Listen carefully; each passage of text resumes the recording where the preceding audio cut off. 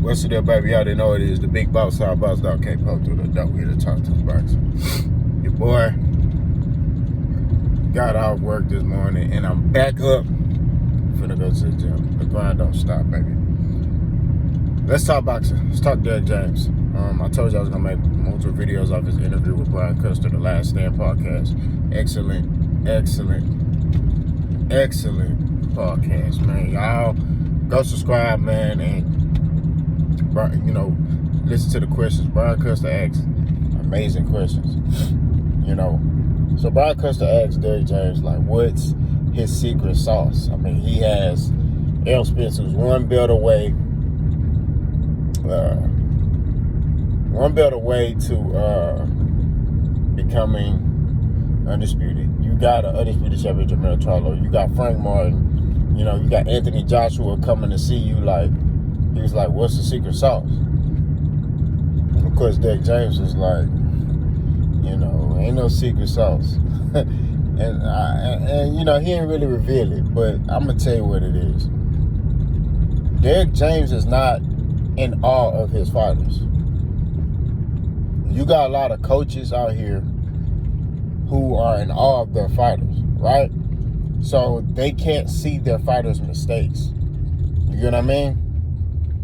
And yeah, their fighter may be getting by just based off of their, they train hard and, athleticism and things like that. But they don't got that teacher in their corner that's able to make sure they understand why you need to throw your jab and have your chin protected.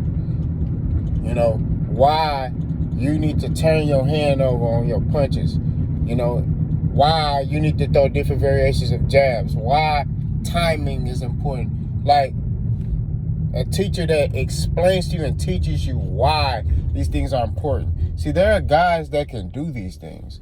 They can sit there and, oh, man, I'm going, I could throw the jab this fast and I could do this and, I could step over here. But a lot of guys don't know why they do what they do. You get what I mean? And that's the problem in boxing today, is you got a lot of guys who could teach the sport. And I don't know, I don't want to say teach. You got a lot of coaches who could coach the sport, but they can't teach it. You know what I'm saying? Now, people don't understand what I'm saying. When you're a teacher, you're able to break it down in its entirety on why, hey, when you throw your jab, your lead foot need to be in step with the jab when it extends out. Like, those are the things that I'm talking about, right? And it's a list of other things, as far as coming up with game plans and things like that. In the interview, he talked about, your Dennis Ugas and how their approach into their fight. He's looking at, and the regular coach probably wouldn't even thought about this. He looking at your Dennis Ugas tried to escape Cuba 6 times, right? On his 7th time, he was able to escape. He was in the ocean for 2 days, the Gulf of Mexico for 2 days, and he was able to escape Cuba. He said, this dude is determined. So he told Errol, you going to have to break his will. And of course, Errol Spence ended up breaking Ugas' ribs and his eye. But he talked about the determination. And in other words, yeah, we're going to work on our skill. But the mental aspect, this is how you need to approach this fight. Because this dude ain't finna go out easy. You know what I mean? That's wonderful. You know what I mean? Because now you putting your fighter in warrior mode. You know what I'm saying? He looking at it from a different perspective. This dude ain't finna quit easily. It's not happening. You gonna have to make him quit. You gonna have to break his man's will. You know what I'm saying? And I was just like, man, like, for him to think like that, just, man, this dude from Cuba, man. So he looks at it from a broad perspective, He not just simply, oh yeah, this dude from Cuba, he got 4 losses though, so he looking at it like, man, this dude tough. You know what I mean? He ain't going out easily. You gonna have to get cut. So, and even with Jermell Charlo, the fact that he took Jermell Charlo, and got this man to really focus and lock in. You know, Derrick James, I gotta give him his credit. He gets his fighters to lock in. And I really respect it, because the first fight, you could tell Charlo wasn't really listening to Derrick James. You see what I'm saying? Weren't really listening to him. All he was doing his own thing.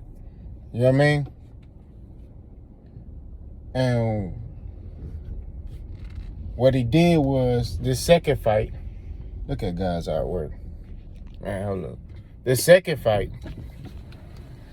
you could see Charlo listening to Derrick James. You know? Listening to Derrick James, following the game plan.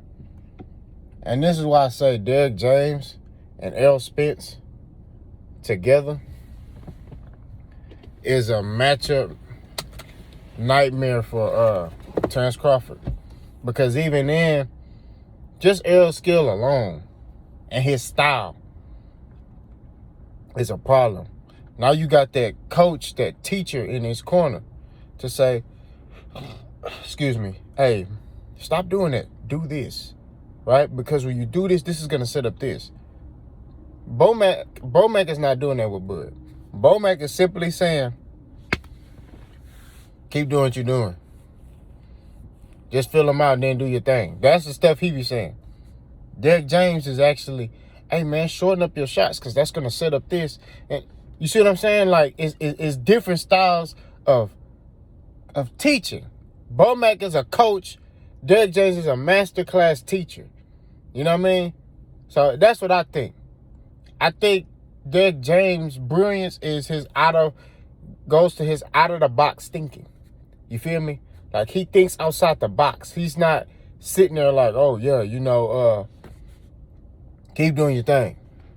You know? Also, he's not in awe of his fighters. He's not fans of his fighters. He's like, look, that's cool what you did, but you did this. You know what I mean? This is what you messing up on right here. You need to fix this. So, but it's not in a way to where he's messing with his fighter's psyche, to where his fighter like, dang, I can't do nothing right. It's positive, constructive criticism, if that makes sense. Derrick James, man, is a hell of a coach. You know what I mean? A hell of a coach. A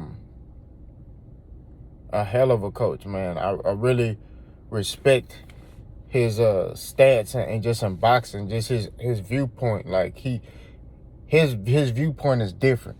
You know what I mean?